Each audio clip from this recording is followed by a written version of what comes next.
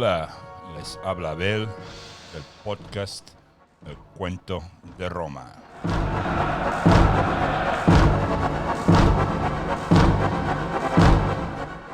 Episodio 606. La batalla de Munda.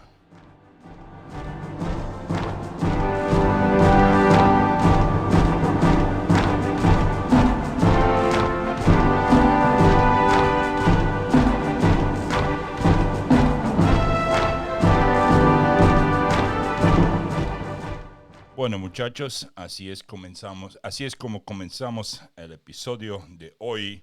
Y obviamente este es otro episodio especial, pero en vez de un tema especial es un episodio de batalla. Este episodio tendría que ser el segundo episodio de batalla, no el primero. Pero ya les voy a explicar por qué, y eso tiene que ver con uno de los breves anuncios que quiero hacer aquí. Primero, quiero agradecer a Jesús Ángel Jiménez Pérez.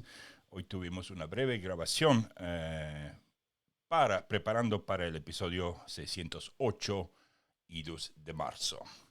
Y también dejó un comentario en YouTube en cuanto a Cayo Mario, y dice así: el punto de no retorno de la República del Imperio fue cuando Mario empieza con sus cambios en el ejército y cuando empieza a reclutar gente entre los proletari. Y bueno, oiremos de Jesús en 2 episodios más como comentarista y como analista de esta situación en la que nos encontramos ahora: el asesinato de Julio César. Bueno, quiero también mandar un saludo a Mónica Aguilar, no sé de dónde me habla, y que nos dice que por lo menos que le demos una chance a un juicio a Cayo Mario en vez de directamente haberlo metido al río Tíber. Bueno, vamos a hacer una especie de juicio público en cuanto a esa acción mía. Pero también deben saber que esta no va a ser la última vez que votamos por los grandes de Roma, por los buenos, los malos, los villanos y todo eso. Es más, el mes que viene vamos a hacer lo mismo, porque pronto tenemos el episodio llamado La Saturnalia, el episodio 33, y ahí sí vamos a hacer lo mismo, pero en vez de personajes romanos, vamos a poner al panteón o botar al río Tíber a dioses romanos. Yo creo que vamos a tener unos 30 dioses. Vamos a hacer una breve intro a qué se dedicaba cada dios, qué es lo que hacía, si engañaba a su esposa diosa y cosas por el estilo.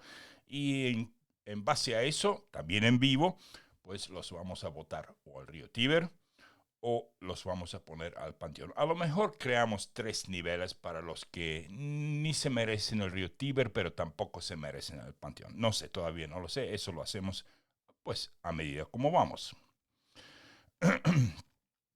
Eso va a ser divertido.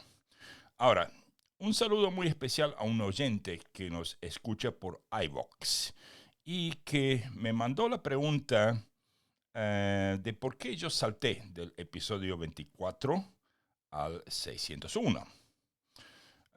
No sé si el nombre se dice Ganicus o Ganicus.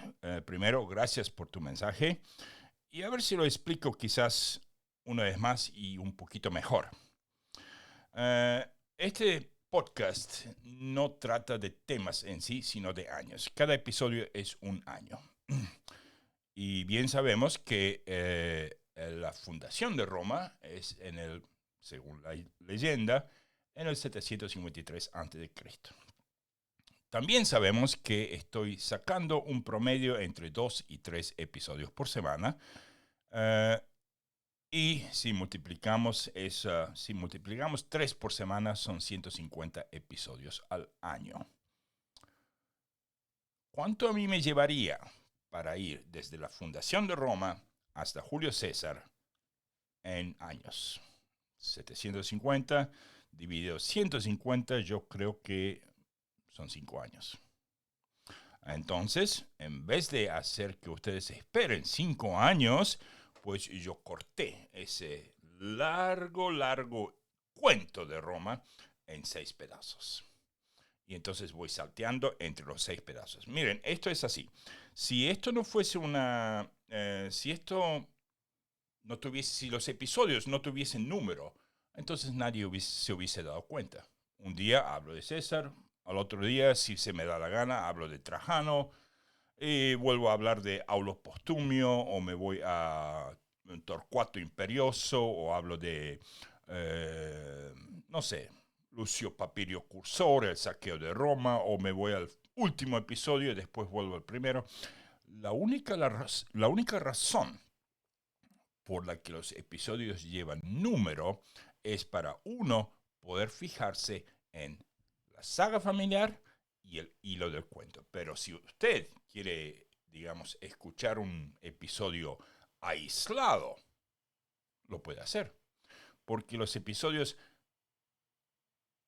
con la excepción de la saga familiar, que tiene un hilo, y de las familias que vamos viendo año por año cómo cambian, no tienen mucha relación. Esto es el único podcast de Roma Antiguo que existe que trata episodios de una manera anual. Y por eso en la cinta de las cubiertas usted va a ver el año que tratamos. Obviamente después tenemos episodios de Estados de la Unión, donde hacemos un review, un repaso de todo lo que pasó. Estados de biografías, donde analizamos a los que escribieron esa historia para que yo pueda hacer este podcast. Bueno, ellos no lo hicieron para que yo pueda hacer el podcast. Y ahora también tenemos episodios de batalla y episodios de temas especiales. Eso es todo. Imagínense que si vamos a la escuela y nos dicen, bueno, primero vamos a estudiar todo lo que tenemos de español. Nada de matemática, nada de ninguna otra materia, sino todo español, no sé, 1, 2, 3 años hasta que aprendemos todo lo que hay en español. Después empezamos con matemática. Después, como en el 5º o 6º grado, empezamos con geografía. Y después, no es así. Tenemos clases de esto, de lo otro, de todo mezclado un poquito para ir avanzando. Esto es algo parecido. Es como leer 6 libros al mismo tiempo. Para yo no aburrirme del libro primero, leo 12 páginas del primer libro, 12 episodios, salto al siguiente libro, y al siguiente, y al siguiente, y de esa manera usted no tiene que esperar 5 años hasta Julio César. Porque en este año vamos a ver Trajano, vamos a ver Julio César, vamos a ver Valeriano, el que quedó capturado por Sapur allá en Persia.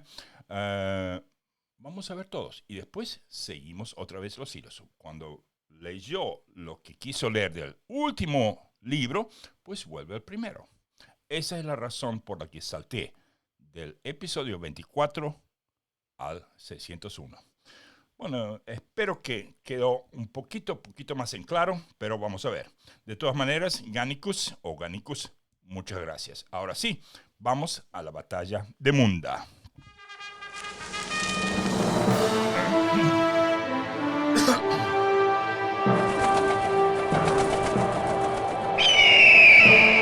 Y para eso voy a prender la ficha de la batalla y para que vean los temas que tenemos. Esta ficha se ve un poquito diferente.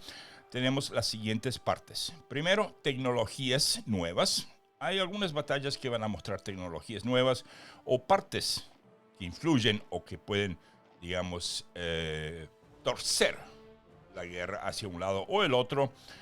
Pero eso no va a pasar en todas las batallas. De hecho, en esta batalla no lo tenemos, pero tampoco lo quise apagar porque, pues, quiero mostrar lo que tenemos. Este es el primer episodio de batalla que tenemos. En segundo lugar, vamos a ver lugar y fecha. Después, fichas de la batalla. Tenemos una ficha de batalla, tenemos una ficha del mapa. Después vemos a los personajes para cuando empecemos con la batalla, saber de quién estamos hablando. Unidades, vamos a ver cuántas unidades cada uno tuvo. Y también tenemos algo que se llama condiciones especiales. Explico esto un poquito mejor. A ver si leo esto que preparé aquí. Condiciones especiales van a figurar muchas veces cuando, por ejemplo, dos enemigos se enfrentan y hay una condición especial, como por ejemplo, luchan de noche, o durante una lluvia o tormenta, o ocurre un eclipse de sol en el momento o durante la batalla, o hay un milagro, que muchas veces lo hubo. Cualquier cosa que sea fuera de lo común en una batalla, pues va a aparecer en la sección de condiciones especiales. Después de eso, tenemos las causas, la batalla misma o batallas y consecuencias. Y a veces, y en este episodio sí va a suceder esto, tenemos una frase célebre, como por ejemplo la victoria pírrica de Pirro de Epiro. Hoy tenemos una frase célebre que sí, que viene de Julio César. Ya van a ver cuál, pero yo creo que muchos de ustedes ya saben cuál es esa frase. Después de eso, tenemos los caídos. Y durante una batalla, si es que tenemos miembros de la saga familiar, en general vamos a ver un repaso de lo que había pasado y vamos a ver si algunos miembros de nuestra saga familiar tuvo alguna participación en esa batalla. Hoy sí lo va a ver. Después de eso, vemos ya los próximos episodios. Ya eso es en forma de anuncio. Y de ahí tenemos no el intro, sino el outro y saludos. Ya, con eso estamos. Ahora sí, podemos empezar.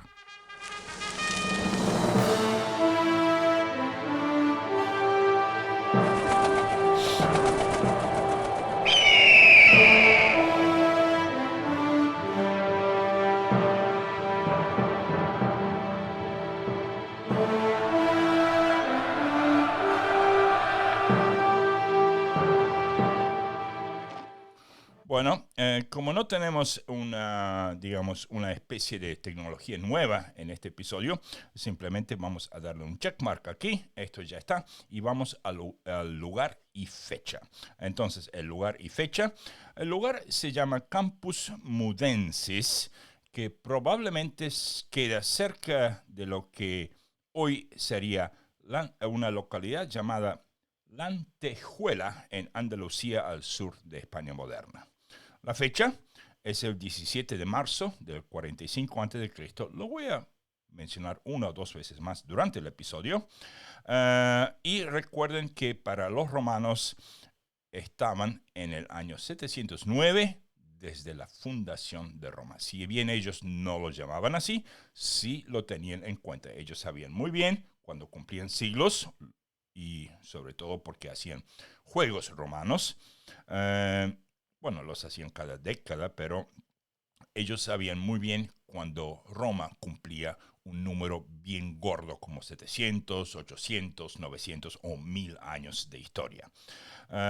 Entonces, de eso ya estamos y vamos a la siguiente parte, que son las fichas de batalla. Y para las fichas de batalla, la primera que tengo aquí es esta. La guerra civil es un mapa, y es un mapa completo de la guerra civil de Julio César con los 7 episodios que abarcan esa guerra. Es decir, que, como para los que me están viendo por YouTube, pueden ver que la última de los 7 episodios que tratan de esta guerra, pues es este. Con este episodio, nosotros estamos cerrando la guerra civil de Julio César. Empezó en el episodio 600, que no está en nuestra colección. Eso va a venir un poco más tarde, porque este tramo, este pedacito de los 12 pedazos que vamos leyendo, comenzó en el episodio 601.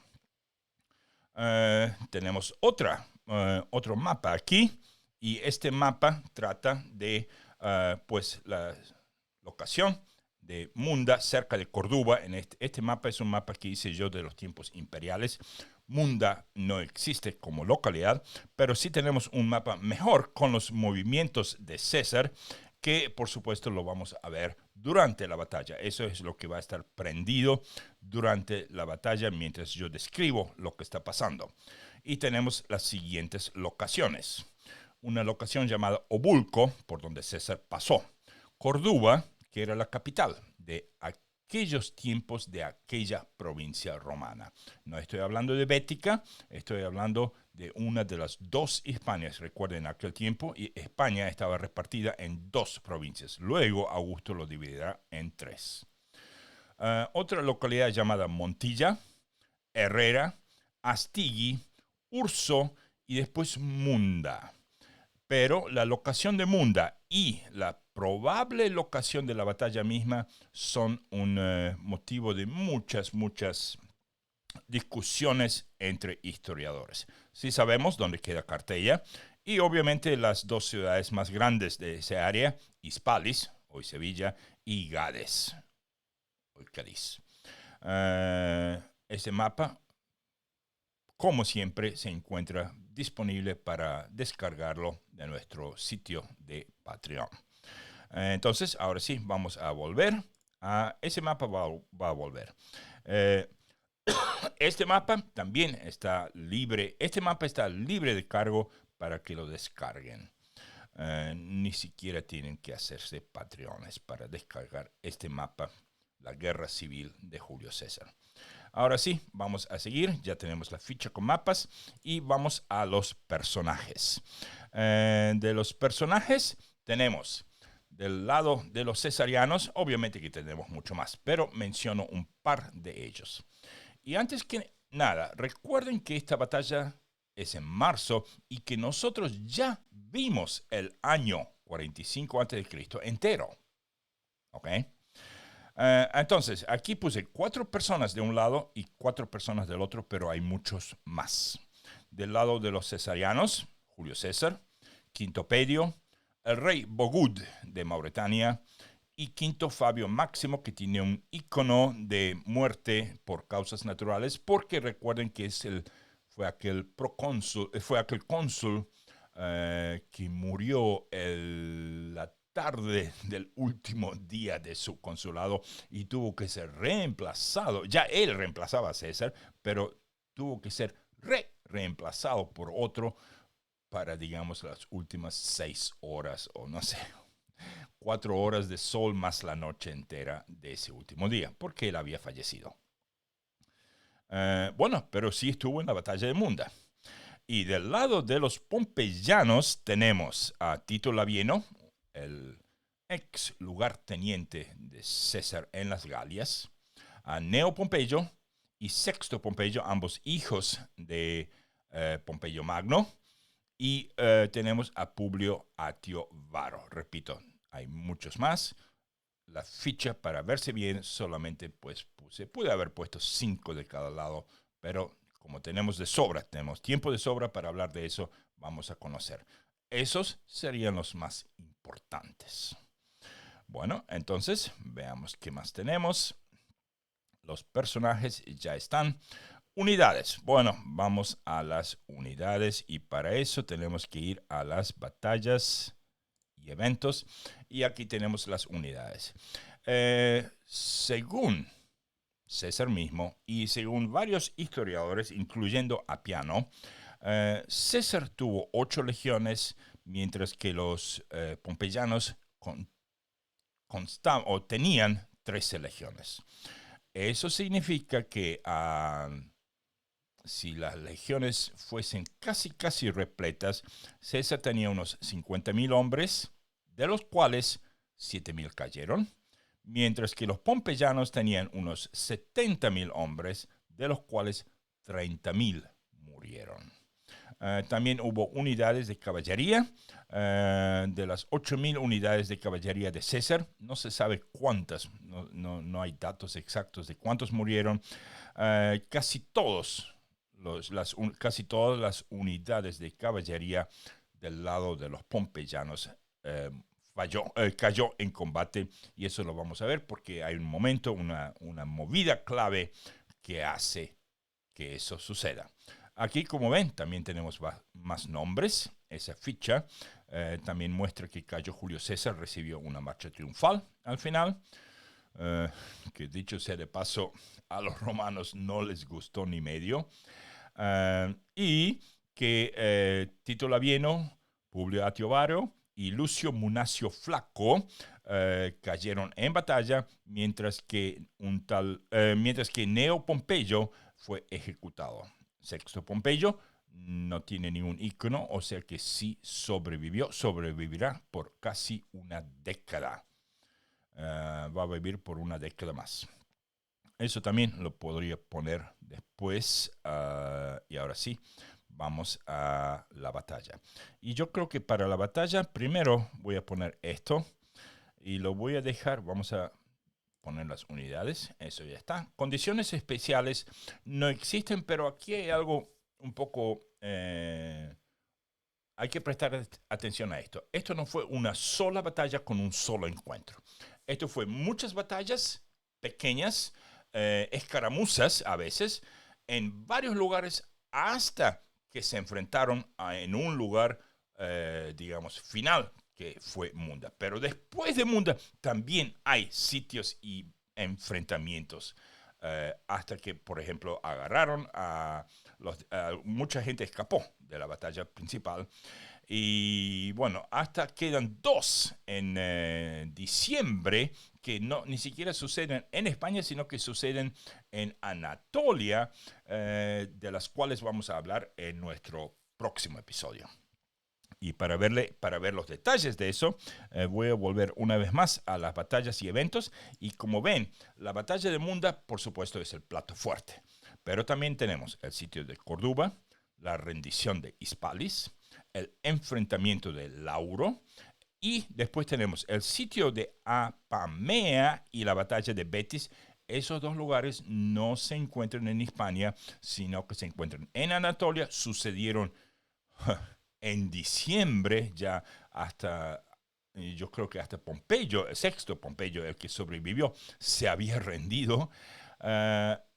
Y bueno, eso después sigue por la dictadura romana, porque al final de esa batalla, cuando César vuelve de Munda, pues es declarado dictador vitalicio.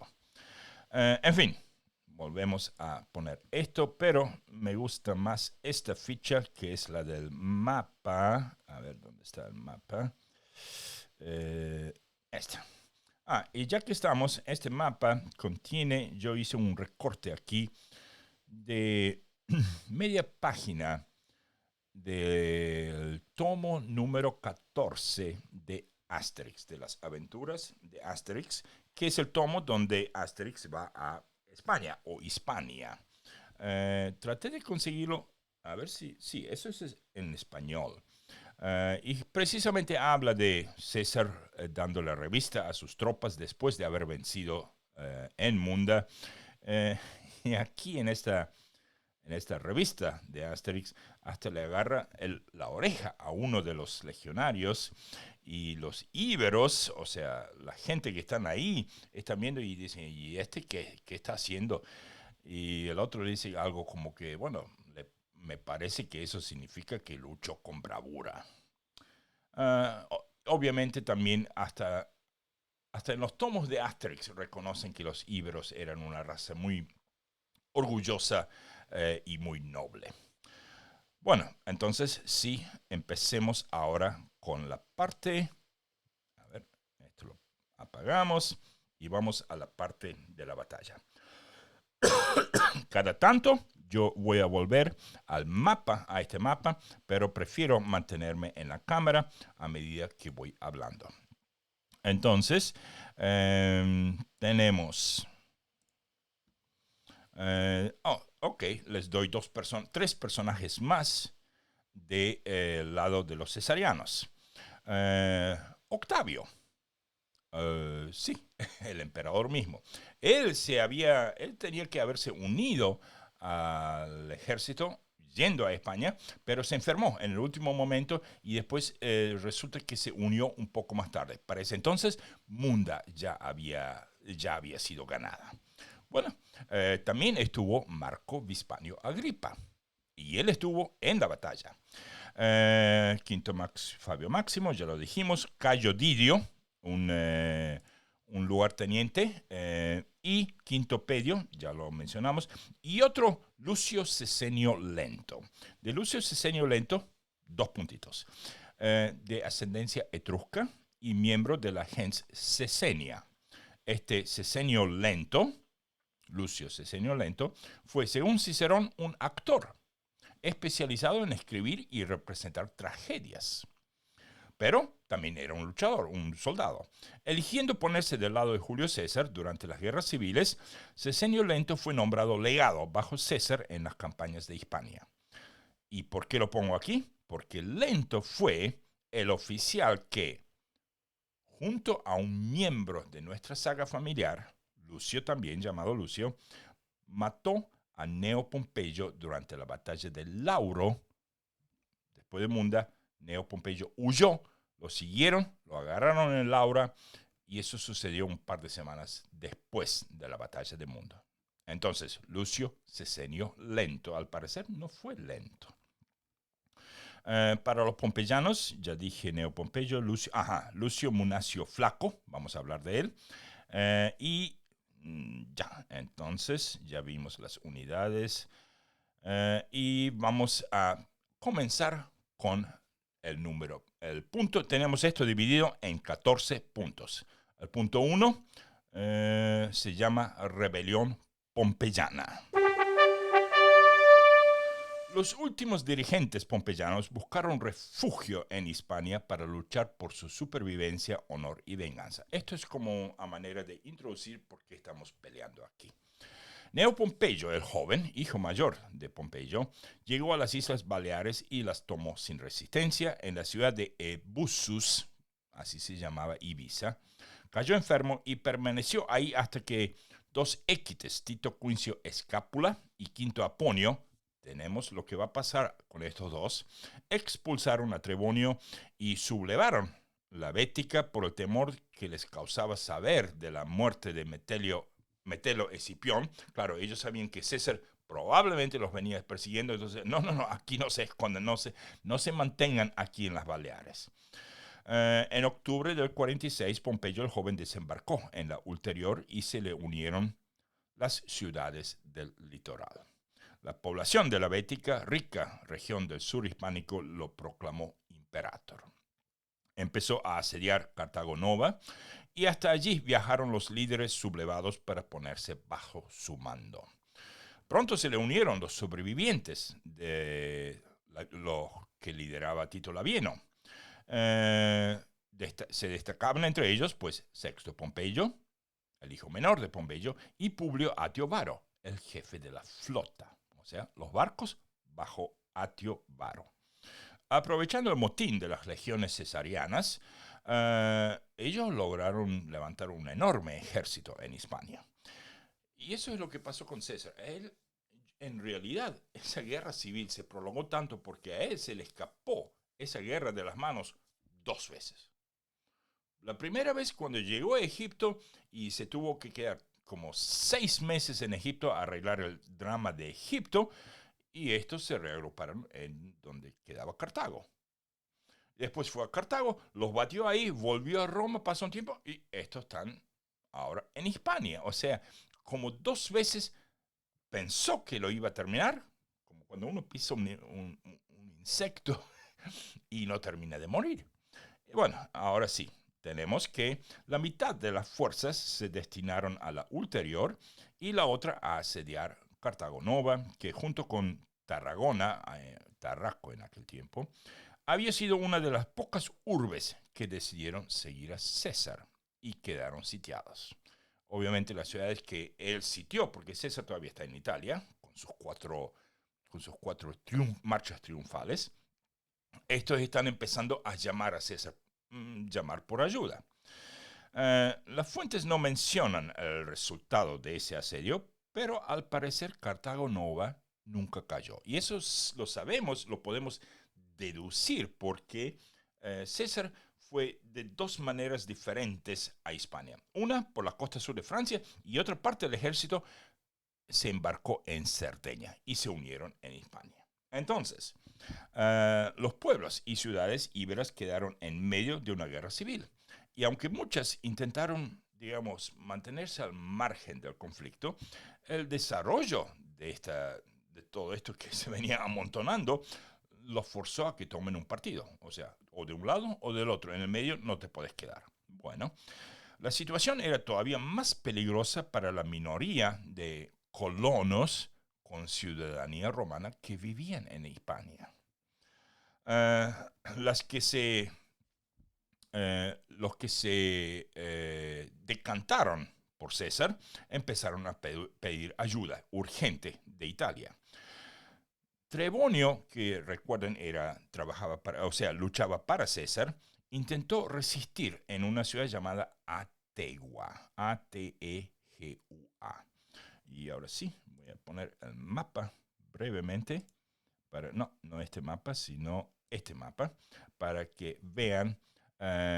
Aquí no aparece Ategua, pero Ategua está entre Córdoba y Montilla. Entonces, seguimos.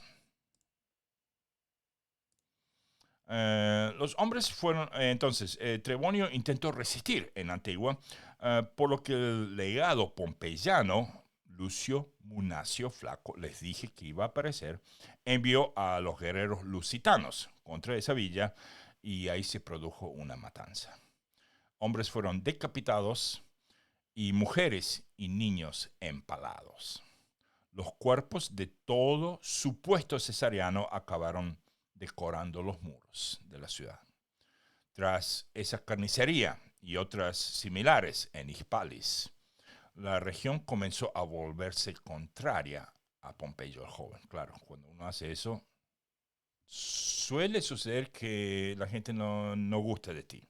Vamos al punto 2, la respuesta de César.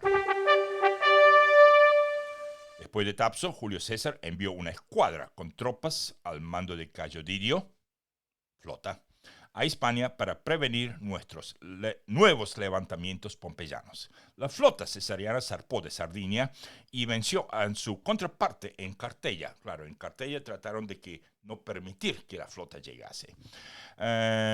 Y bueno, los pompeyanos fueron forzados a abandonar el bloqueo y retirarse, y Didio, mientras tanto, se refugió en Gades hasta que César llegase con sus tropas.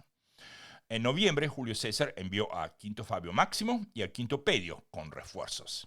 Fabio Máximo fue nombrado gobernador de la Citerior y consiguió victorias contra los pompeyanos en una localidad, al parecer es un pueblo pequeño porque no lo encontré en mapas, Galaesia.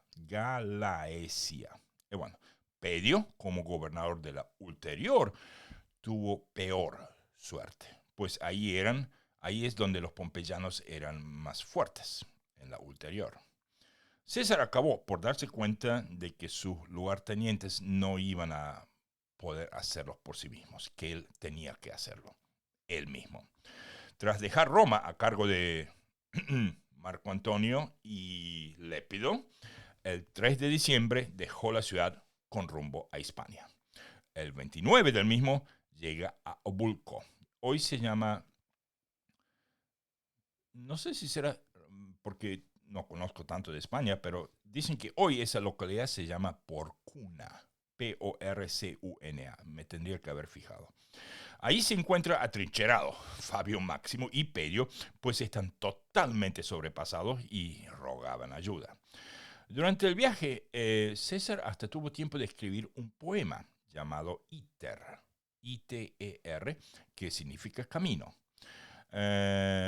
Dicen que ese poema, de alguna forma, las noticias, no el poema, sino las noticias de que él escribió ese poema, volvieron a Roma mucho antes de que César haya vencido en Munda, y dicen que Servilia, la amante de César, pensaba que esa era una de las formas que César estaba tratando de pedir perdón, porque él antes, el año anterior, le había dicho que lo que existía entre ellos pues se había terminado. Servilia no lo tomó bien y obviamente eso lo vamos a ver en nuestro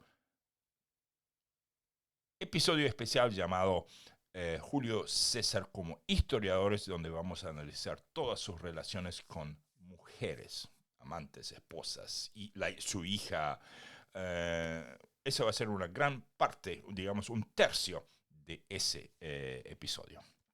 Bueno, llegaron un poquito más tarde. Entonces, debía actuar rápido antes de que los pompeyanos se hicieran con toda la península. Claro, estos crecían, a pesar de que la gente no les gustaba, los pompeyanos, sobre todo si andaban decapitando gente, pero al mismo tiempo había mucha gente que sufrió injusticias por el gobierno cesariano. Entonces mucha gente se fue del lado de Pompeyo. Van a ir, va a haber un va y viene ahí entre ellos varias veces. Bueno, y se produjo una situación similar a la creada por Quinto Sertorio décadas antes, cuando un general rebelde se hizo con el control de ese territorio y libró una guerra de, bueno, ya sabemos, la guerra de Sertorio, 10 años. Bueno, eso en Hispania era fácil si se contaba con el apoyo local, con sus villas fortificadas ubicadas en las cimas de numerosas montañas del país. Uno podía, digamos, realizar una larga resistencia porque el país no era llano. Hispania, la geografía le ayuda a Hispania poder poner resistencias a largo plazo. Bueno, dice, para fortuna para él, Pompeyo el joven temía a César y decidió retirarse a la Bética, donde él era más fuerte.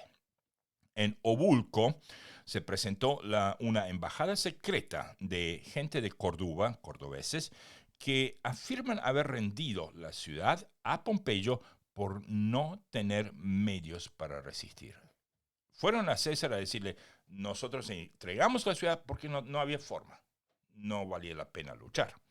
La villa había quedado débilmente guarnecida por Sexto Pompeyo, el que se va a escapar al final.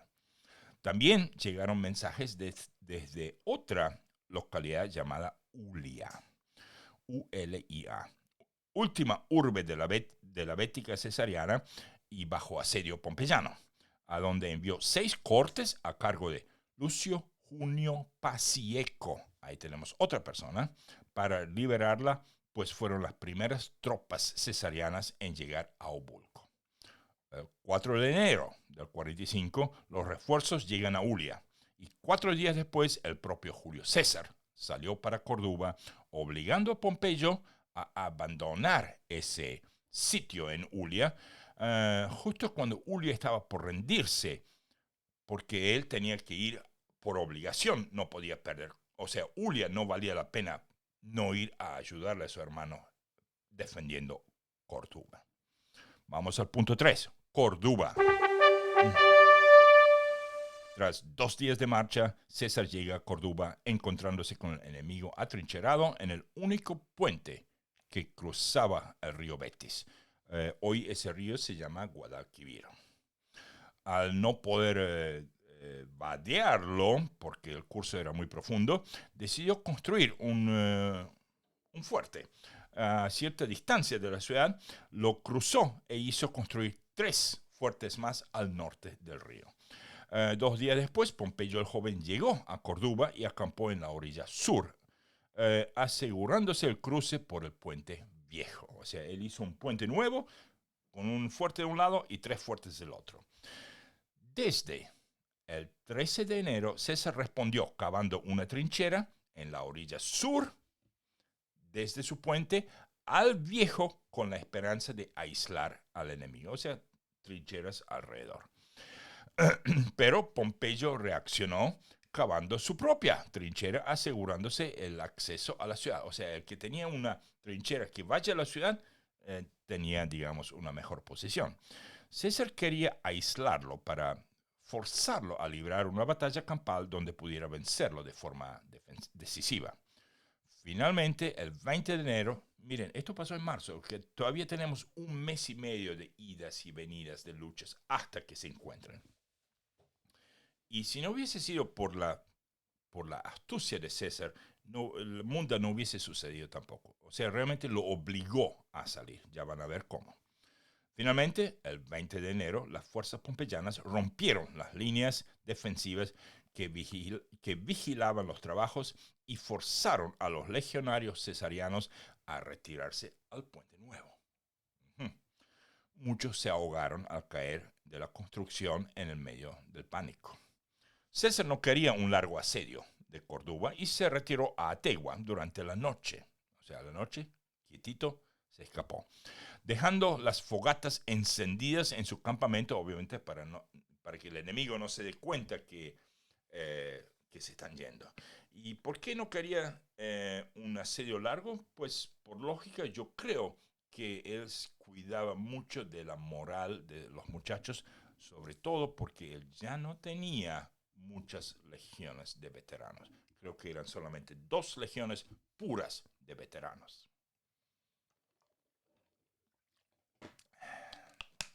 No hay nada mejor que agua. Bueno, seguimos. Él lo que buscaba era tomar plazas fuertes, pompeyanas, digamos menores, y así reabastecerse. Y él sabía que en Ategua había una gran cantidad de grano. Además, ordenó abandonar todo el material militar que no fuese indispensable para que Pompeyo creyera que se retiraba muy precipitadamente. O sea, si alguien deja cosas que, más de las cosas que uno normalmente dejaría, el otro está pensando, este se fue a las apuradas. Su plan era atraerlo y alejarlo de la reserva. O sea, él decía, si este cree que yo me fui corriendo, me va a perseguir. Al perseguirme, se va a alejar de los granos que yo quiero atacar. Entonces, dicen que la reserva consistía en 30.000 hombres y que el hermano de Pompeyo VI tenía en Córdoba.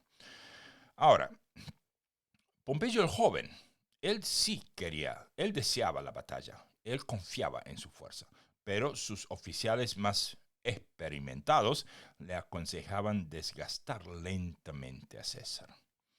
En la madrugada, Pompeyo se dio cuenta de que su enemigo no estaba y decidió entrar victorioso en Córdoba. Era invierno y controlaba la mayor parte del territorio. Gracias a los consejos de Labieno, procuraba evitar el combate abierto. Claro, Labieno lo conocía a César mejor que nadie. Y le dijo, no te enfrentes a César porque no eres del mismo calibre. Obviamente que la palabra calibre no creo que haya existido en ese entonces. Las tropas de Julio César padecían hambre y frío. Ordenó mejorar las defensas de la ciudad. En esos días, Lépido hizo reelegir, eso sucede mientras tanto en Roma. En esos días, Lépido hizo reelegir a César como dictador y cónsul en ausencia. Vamos a la parte 4, Ategua. Recuerden, esa es la parte donde César se iba a retirar, cuando salió de noche. La villa estaba en una posición alta y bien fortificada en la orilla norte de un río llamado Salsum, que hoy es Guadajoz. César llegó el 21 de enero e inmediatamente comenzó el asedio. Construyó el campamento en las colinas al oeste, una empalizada de circunvalación con torres para aislar a la ciudad y un montículo cerca para llevar a los muros las máquinas de asedio. Entre tanto, las obras de asedio progresaban y los defensores enviaron embajadores a negociar con César. César los rechazó. A medida que se fue acercando, los defensores intentaron quemar o socavar las obras. Constantemente lanzaban material inflamable, dardos, misiles, de todo. En una ocasión, intentando prender fuego a las obras de asedio, el humo intoxicó a los habitantes y muchas casas se incendiaron, porque estos venían tirándole cosas a César. Y bueno, la guarnición se componía de romanos sabedores de la matanza de Tapso.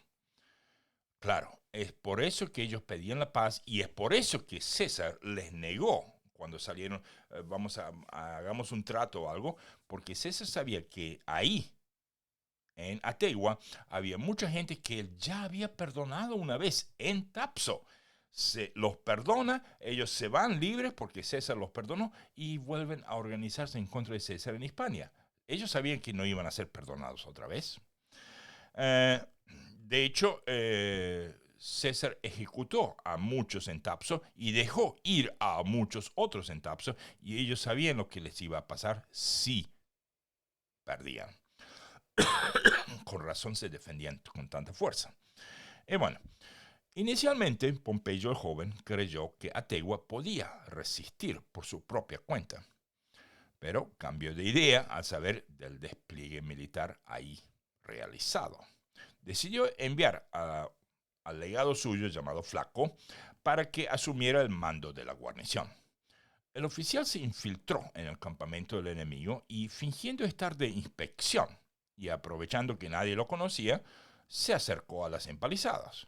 Luego dijo a los cesarianos que entraría a la ciudad para convencer que abran las puertas.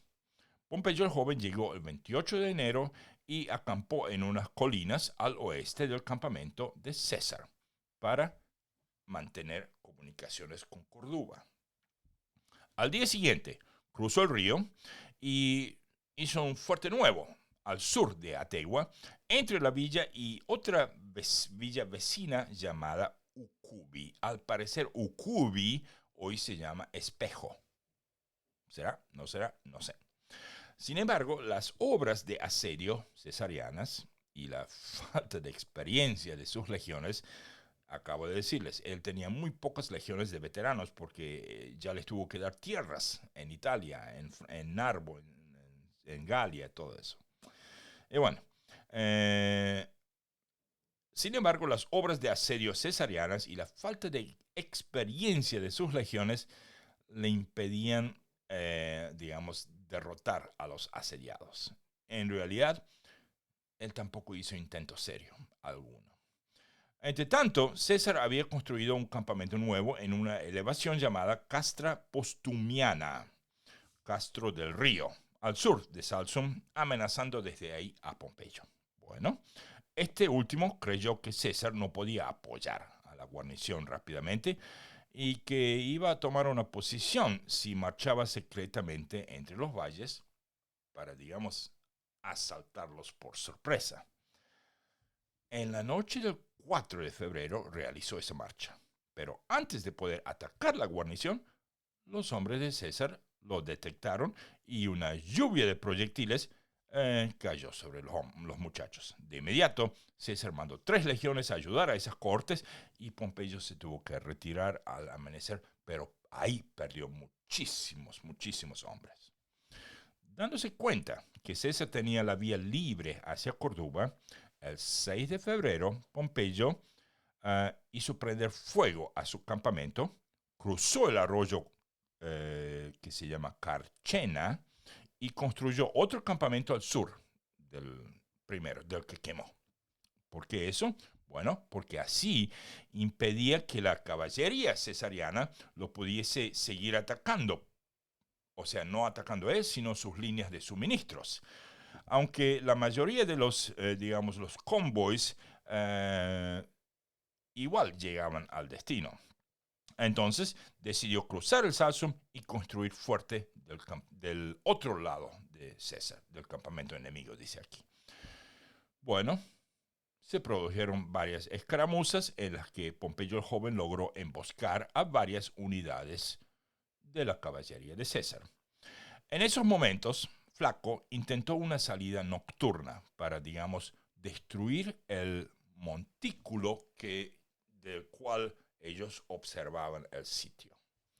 Durante ese combate, Pompeyo se dio cuenta de lo que sucedía y mandó tropas de refuerzo. Pero César no pudo contener a los dos contingentes. O sea, está Flaco, están los refuerzos enviados por Pompeyo. César no pudo mantener a ambos. Poco después, los habitantes enviaron embajadores a pedir clemencia y César vuelve a rechazarlo.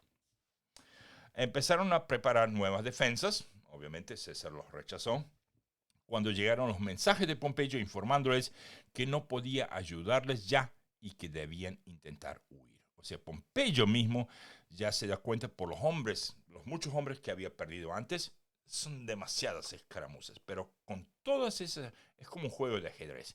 Él dice, bueno, esta parte yo no puedo encargarme ya de esa parte porque tengo que concentrarme en esta parte. Y entonces a esta gente que acaba de pedir clemencia y que César los rechazó, ahora él les dice, yo a ustedes no les puedo ayudar, perdón. Y bueno, eso dividió a los defensores. César sabía de todo gracias a espías que él venía manteniendo entre las líneas pompeyanas. Esa noche, los defensores atacaron la torre de asedio y trataron de quemarla, pero fueron vencidos. Ahora saltamos al 19 de febrero. Ya estamos a 2 semanas de Munda. No, menos de un mes de Munda, 3 semanas y algo. El 19 de febrero, las puertas de Ategua se abrieron por decisión de los habitantes y no de los pompeyanos. Poco después, varias tribus se someten a César. Ahora viene otra locación que se llama Soricaria, número 5, y cuenta así. Al saber de eso, o sea, que las tribus, que digamos que Ategua había caído, Pompeyo creyó que César atacaría Ucubi como paso siguiente y decidió mover sus posiciones al noroeste de aquella villa, río Salsum para arriba. Entonces, la caída de Ategua le causó muchísimas deserciones. Ahora sí empiezan de noche, los muchachos de Pompeyo, escapar del campo de Pompeyo y unirse al campo de César. Saben que si son descubiertos, pues los van a matar los pompeyanos mismos con una lanza en la espalda. Entonces, eso se repitió no solamente en el campo de Pompeyo, sino casi por toda la provincia.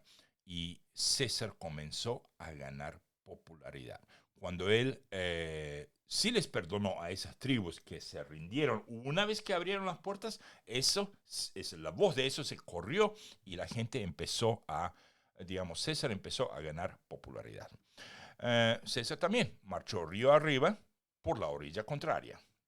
Entonces, el 4 de marzo estaba en las cercanías de una villa llamada Soricaria, donde aseguró el acceso de su campamento al río construyendo una trinchera entre el campamento y el río mismo. Así tenían agua.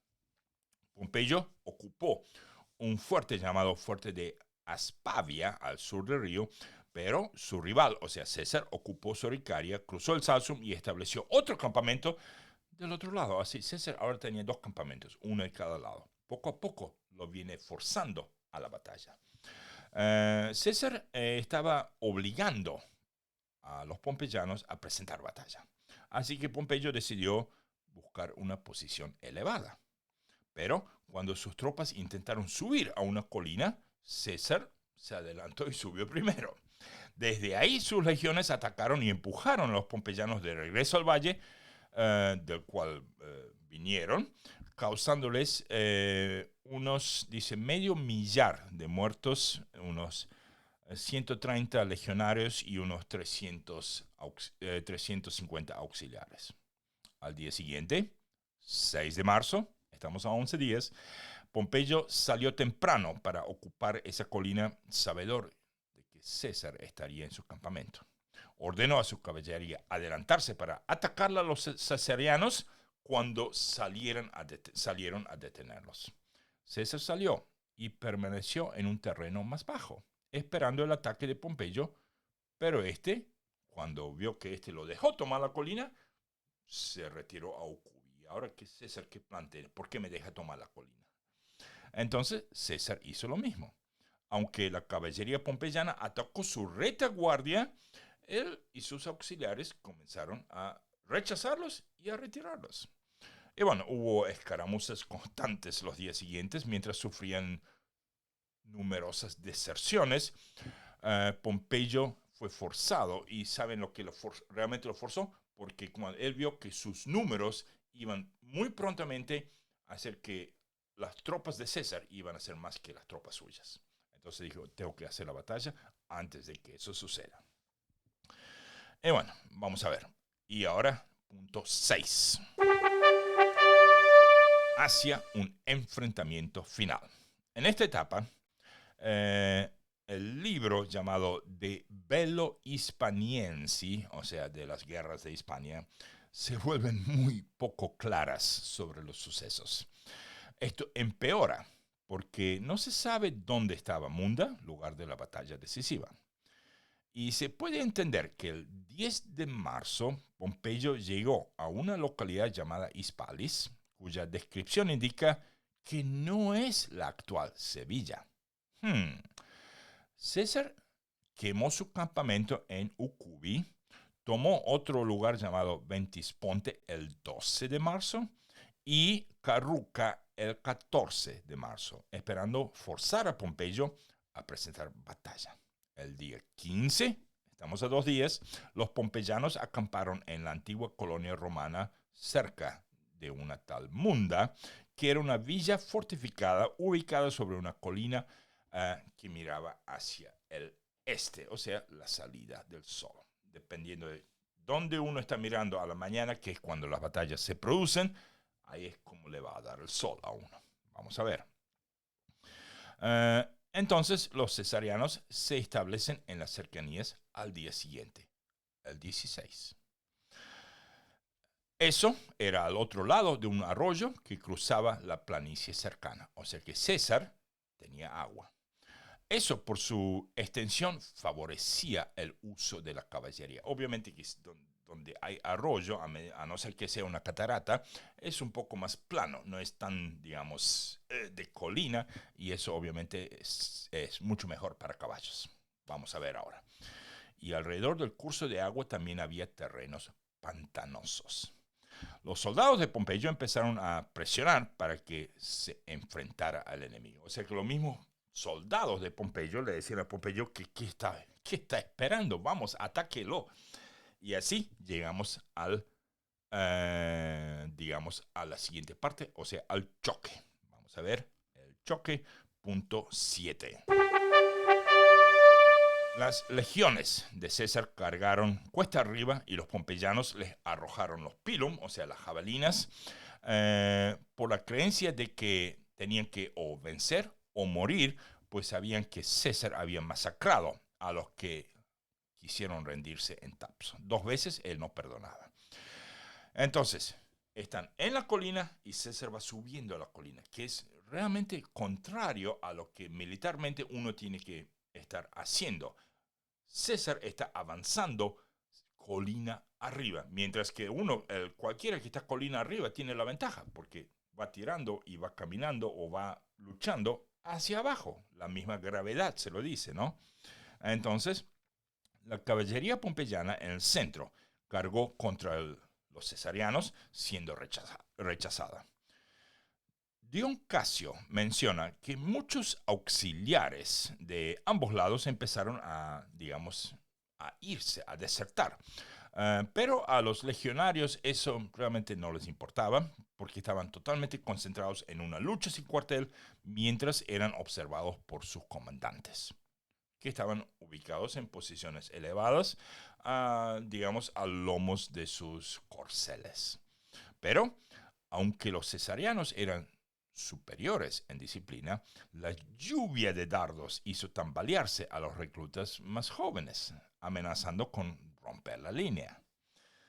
Fue tanto así que César debió intervenir personalmente para restablecer el orden en la línea y, digamos, darle ánimo a sus legionarios. Vean lo que hizo. César mandó a la sexta a la legión sexta a contener su enemigo, mientras la segunda giraba y atacaba el ala de Labieno por la derecha. Labieno era el peligroso aquí. Así la lucha se prolongó por horas, sin vencedor claro, llegando la cuarta a ser empujada de vuelta al riachuelo, momento en el que César intervino personalmente. Se quitó el casco, tomó el escudo de un legionario muerto, se puso ese escudo y les dijo a sus oficiales: este será el final de mi vida y de su servicio militar. Empezó a correr entre las filas de sus soldados, reclamándoles que no permitieran la vergüenza de ser capturados por 2 jóvenes hijos de su mayor rival. con la espada, creo que la espada era suya, pero con el casco de un tipo que había muerto. Bueno, acompañado por sus tribunos, obviamente, les pidió que no acabaran en una derrota y una carrera militar. En una derrota después de una carrera militar tan brillante. Fue la vergüenza más que el valor lo que los hizo resistir. O sea, no era tanto el coraje, los muchachos, sino la vergüenza. Al parecer, más de 200 proyectiles le fueron arrojados a César, esquivando algunos y recibiendo otros con su escudo, mientras él iba corriendo por la línea dándoles ánimo a los muchachos. 200 proyectiles. Según Casio, fueron ambos comandantes los que se unieron a la lucha esperando animar a los suyos. O sea que Labieno también hacía eso. Pero no lograron nada porque ambos bandos se sintieron igual de motivados. Parecía que la batalla terminaría en tablas al anochecer. Vamos al punto 9, maniobra decisiva. Bueno, con muchos de sus hombres envalentonados por su presencia, César mandó a la legión veterana, a una de las dos legiones veteranas que tenía, la 10ª, a cargar por el flanco derecho y hacer retroceder a los pompeyanos. O sea, dos líneas así. Bueno, del lado derecho los empieza a torcer. Neo siente la amenaza, ve el truco y ordena a Labieno, cuyo sector parecía no tener riesgo, Labieno estaba al otro lado, a enviar una legión para que refuerce ese empuje. Probablemente Labieno acababa de enviar 3, ya que se daba cuenta de que las legiones más veteranas de César no estaban ahí en su sector y que los que empujaban valían por 3. Entonces no mandó 1, sino mandó 3 legiones. Ahora, el hueco en la derecha pompeyana debería estar cubierto por parte de los auxiliares, que estaban en el extremo del ala derecho, y él, al mandar esas 3 legiones, los auxiliares crearon un hueco. Eso debilitó a la derecha pompeyana, o sea, la izquierda de César, este lado, lo que incluyó a la caballería de Bogud, el rey de Mauretania, cuya esposa era amante de César, que no estaba en la línea de combate, cargar sobre ella en 2 columnas. La primera atacó ese ala, y la segunda rodeó el flanco enemigo y cargó sobre el campamento que estaba detrás. O sea, ellos ni se fueron a pelear, sino que fueron detrás a ver qué podían hacer con el campamento. Generalmente uno o lo toma, si lo puede tomar, o si no lo ataca, si queda mucha gente en el fuerte, o en el peor de los casos trata de incendiarlo. ¿Okay? Cuando los atacantes ven el fuego, uy, es mi campamento el que está ardiendo, la moral suele, caer. Labieno se dio cuenta y tomó 5 cortes para defender su base, pero sus legionarios creyeron que cuando él tomó 5 cortes y dice, vengan conmigo para ayudarles, los demás, porque recuerden, él tenía 13 legiones, los demás creyeron que Labieno se estaba escapando. Y entonces ellos empezaron a escapar, que es lo que César vio, que cuando él vio ese agujero, él supo, va a tener que mandar 3, 4 o 5 de sus legiones al moverlos con Labieno, que era, el verdadero genio de ese lado del campo de batalla. Todos los demás van a pensar que se está yendo. Porque si Labieno se va, es porque la batalla está perdida. Y justamente sucedió así. Labieno fue, pero él no se estaba yendo, él estaba tratando de apoyar, de evitar que se derrumbara la parte esa donde la colina justo terminaba, y ahí yo creo que ahí era un poquito más fácil, de empujar que la colina en el medio. Pero bueno, vamos a la parte final.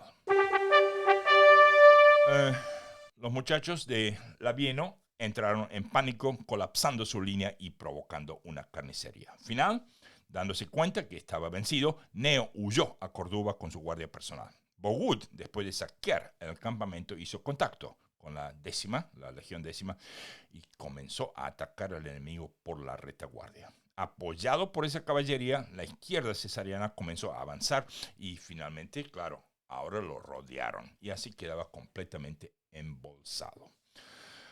Los defensores del campamento pompeyano resistieron, a pesar de estar rodeados también, pero fueron totalmente masacrados.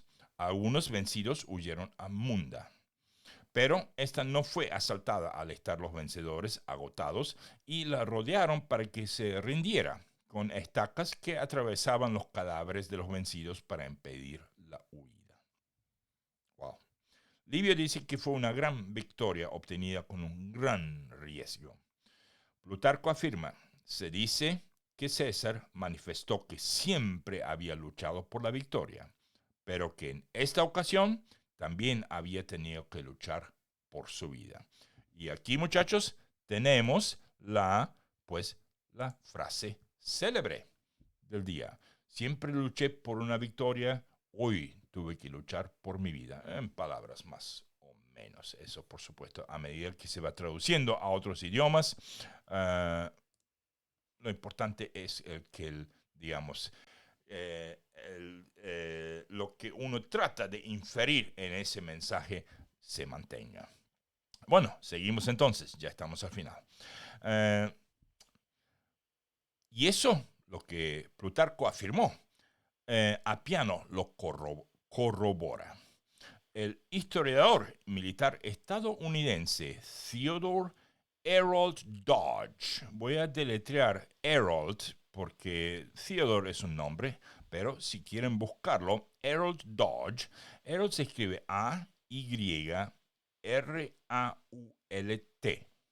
Y Dodge, pues como el carro, D-O-D-G-E. Entonces, Theodore Harold Dodge dice que olvidaba lo sucedido en Alesia, las ocasiones donde sus legiones casi fueron aniquiladas por los celtas. ¿Qué es lo que quiere decir con esto?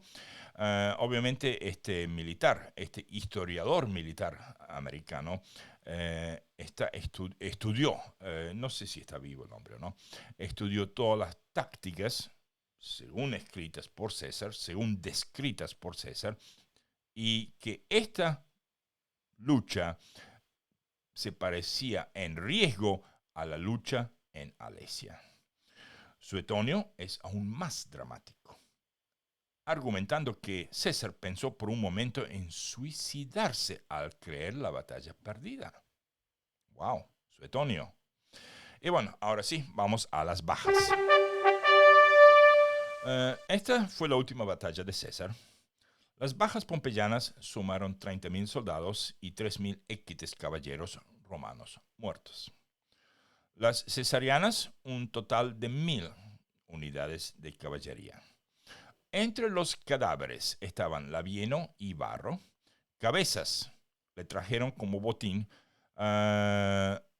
y le trajeron las cabezas a César. Se capturaron 13 águilas romanas y 17 oficiales de alto rango. Las insignias han sido abandonadas para huir más deprisa y fueron presentadas a César como un signo de victoria. Plutarco dice que antes de partir a Hispania, César hizo un censo de ciudadanos en Italia. O sea que antes de todo esto, antes de Munda, César organizó, mientras estaba haciendo, ya se acuerdan, el año pasado, las cuatro marchas triunfales, todo lo que vimos en nuestro episodio pasado, hizo un censo y contó en toda Italia 320.000 hombres en la península. Y después, cuando volvió de Hispania, hizo otro censo, ¿y saben qué? De 320.000 bajó a 150.000. Menos de la mitad, o se habrán escondido algunos, o no sé qué es lo que pasó, pero el siguiente censo, a la vuelta de Hispania, dio 150.000. No puede ser que 150.000 hayan muerto, pero lo que está diciendo aquí Plutarco es que el desplazamiento de la gente por culpa de la guerra civil fue tremendo. Esas eran las consecuencias de las muertes y destierros producidos por la guerra civil. Vamos ahora al sitio de Córdoba, que esto ya está terminando. Máximo, o sea, Quinto Fabio Máximo, fue dejado a cargo de los asedios de Munda, de Urso, o Ursao, que hoy es Osuna. Y mientras tanto, 9 de las legiones pompeyanas huyeron a Córdoba. César fue tras ellas y los legionarios, temerosos de que los habitantes abrieran las puertas a César, prendieron fuego a la villa hasta reducirla a cenizas. 22.000 personas murieron. 22.000 personas murieron. Los sobrevivientes fueron subastados como esclavos por los legionarios cesarianos, furiosos porque el fuego les había negado el botín. Claro. César no pudo detener ni la masacre ni la subasta. Ahí aún quedaban opositores en Hispalis, en otra locación llamada Asta, con la letra H, igual que la preposición hasta, Cartella y Gades, que debían ser sometidas por la fuerza. Inicialmente la ciudad de Hispalis se rindió el 4 de abril, pero después se sublevó, resultando asediada y saqueada. Si te rindes, ríndete. No sé, no entiendo. Hasta cayó el 10 de abril, Gades el 12 de abril, y ambas se sometieron apenas los cesarianos llegaron a la ciudad. O sea que no hubo lucha. En Gades, el templo de Hércules Gaditano. De ese templo hemos hablado muchas veces en el tiempo de la primera guerra púnica, en el tiempo cuando los cartagineses van hacia Hispania. El templo de Hércules Gaditano fue despojado de sus riquezas. Eso sí es triste. Eso sí es triste. Obviamente que son materias. Por supuesto que 22.000 muertos en un incendio es mucho más triste, pero estoy hablando, esto realmente no tiene sentido. Munda y Ursao se sometieron voluntariamente tras largos asedios, pagando fuertes tributos. En el caso de Munda, César no tuvo clemencia con los guerreros pompeyanos y les dio muerte. Neo huyó a Cartella, donde embarcó, pero sus naves fueron atacadas por ¿quién era el de la flota? Didio. Por el legado Cayo Didio, quien estaba frente a Gades y había salido a perseguirlo. Debiendo desembarcar, huir herido hasta una localidad llamada Lauro, donde fue traicionado por unos íberos locales, y pues entregado y ejecutado por los cesarianos. Didio fue muerto por los guerreros lusitanos cuando acampó en tierra un poco después. Entonces Didio es una de las únicas, pérdidas del ejército, de alto rango del ejército cesariano. La cabeza del joven Pompeyo fue presentada a César y expuesta en Hispalis el 12 de abril. 10 días después, en esta última ciudad, César dio un discurso en Hispalis y convirtió a todas las localidades que se rindieron inmediatamente en colonias y a localidades que lucharon en municipios. Obviamente que eso hay una enorme diferencia, derechos de matrimonio, derechos comerciales, derechos de viaje, transición libre. Ser una colonia era mucho, mucho mejor que ser un municipio. Un municipio era mucho más restringente, traían gente de Roma que lo revisaba todo y trataban a la gente de muy diferente manera. Entonces, él castigaba a los que peleaban, municipio. A los que se entregaban libremente o que luchaban a favor de César, colonia. Entonces, César consiguió pacificar la Citerior, y aunque Sexto consiguió mandar una pequeña resistencia en la provincia ulterior, esa resistencia ni tenía oposición, o sea, ni tenía poder, ni tenía consecuencias. Entonces, César zarpó de Gades en agosto y llegó a Roma a comienzos del siguiente mes.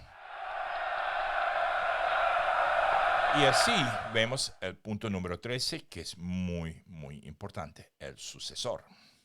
Suetonio dice que durante la campaña César vio una palma, un árbol, una palmera, una palma, justo frente a Munda. Y justo cuando sus tropas cortaban madera, los paró que no corten esa palma. Ordenó respetarla como símbolo de victoria y en los días siguientes, a una velocidad sorprendente, son palabras de Suetonio. Al árbol le brotaron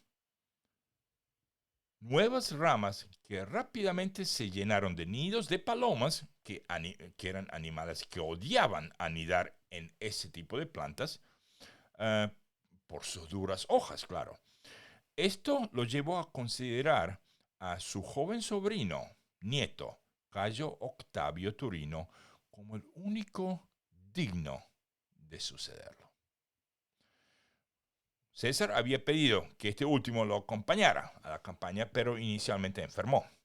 Cuando Octavio se recuperó, él viajó por su propia cuenta en un barco, pero el barco naufragó con un pequeño séquito, tuvo que cruzar el territorio enemigo para llegar al campamento de César, y con eso obviamente impresionó a César. De hecho, su tío abuelo le permitió compartir su carro. Fue en Calpia, una localidad llamada Calpia, cerca del actual Alicante, en junio, que eso sucedió, esa reunión. El 15 de septiembre, en Lávico, ya en Italia, ya está de vuelta en Italia, en Lávico, una aldea cerca de Tusculum, del Lacio, él cambia su testamento para nombrar al muchacho su principal heredero. Marco Antonio, que se esperaba mucho, nada. Este terminaría por acabar con sus rivales uno por uno y convertir la república en principado en el 27 antes de Cristo. Y ahora sí, el retorno a Roma. Cuando volvió a Roma, el caudillo realizó algo inédito. O sea, cuando volvió a Roma, César hizo algo que al parecer era muy raro. Obtuvo un triunfo, claro. A esta altura, todo lo que quería lo obtenía. Ya no era cuestión de ir a pedir al Senado, ¿yo puedo tener un triunfo más? Pero ese triunfo le causó tanto disgusto a la gente romana por el hecho de que aquí no había una victoria en contra de, digamos, un pueblo extranjero o un caudillo extranjero o un rey enemigo. Aquí no había celtas, egipcios o númidas, nada. La justificación que César dio es que había luchado contra rebeldes hispánicos apoyados por romanos traidores. Bueno, 2 días después de ese triunfo, que realmente no fue un triunfo largo, al parecer lo hicieron más pequeño, más subyugado, 2 días después lo nombran dictador vitalicio. Ahora, si eso sería una de las causas para su asesinato en nuestro próximo episodio, vamos a ver. Los romanos estaban aliviados en una tiranía. Era una tiranía, pero mejor el gobierno de uno que continuar con una guerra civil. O sea, ellos decían, bueno, mejor el diablo que uno conoce. Sí, que sea dictador, pero al menos no hay guerra civil. Ahora que tenía el poder absoluto, comenzó a planear. César comenzó a planear. Y, según historiadores, estos eran sus planes. Primero, iba a ir al Imperio Parto. Llegar hasta Hircania, en las costas del mar Caspio, del otro lado. O sea, Hircania está del otro lado, no del lado de los montes entre el Mar Negro y el Mar Caspio. Y marchar por el Cáucaso para enfrentar a los escitas.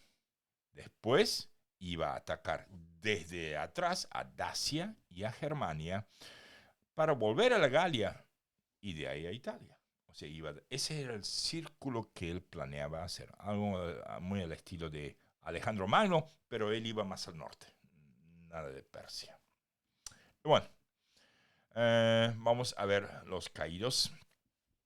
Tito Labieno, uno de los caídos. La muerte de Labieno en la batalla de Munda, un conflicto igualado entre los ejércitos de César y los hijos de Pompeyo. El rey Bogud, aliado de César, se acercó a los pompeyanos con su ejército por la retaguardia. Labieno estaba al mando de la unidad de caballería de los pompeyanos en aquel momento, y al ver eso, tomó la caballería de las líneas de frente para encontrarse con Bogud. Las legiones de Pompeya, de los pompeyanos, malinterpretaron eso como su retirada, que eso lo contamos hace 10 minutos, y empezaron a quebrarse.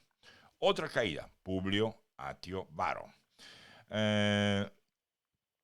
Ese es otro que había huido de Cartella y escapó una batalla naval con Cayo Didio antes y ahora cayó en la batalla de Munda. Su cabeza, junto con la cabeza de Tito Labieno, fueron presentadas a César. En nuestra saga familiar, uno de los muchachos de nuestra saga familiar, Lucio Geganio, fue una de las personas que llevaron esas cabezas a Julio César. Neo Pompeyo, bueno, él escapó inicialmente y bueno, ya leímos cómo murió. A ver, ¿quién más? Tenemos a Lucio Munacio Flaco. Lucio Munacio Flaco fue uno de los conspiradores de asesinar a Quinto Casio Longino, el hermano del asesino de César, de Cayo. Y ese Quinto Casio Longino era el pretor en Hispania Ulterior. En aquella ocasión hasta logró matar a un lictor del pretor y luego logró huir. ¿Cómo es el nombre? Lucio Munacio Flaco. Ok. Desaparece de los registros históricos por 3 años. El ataque había sido en el 48. Y luego vuelve a aparecer en el campo de batalla en contra de César. Cayó durante la lucha en Munda cuando el pánico cundió después de aquella obra maestra de César. Y tenemos uno más. Tito Quincio Escápula. Repito eso. Tito Quincio Escápula. Otro caído del lado de los pompeyanos.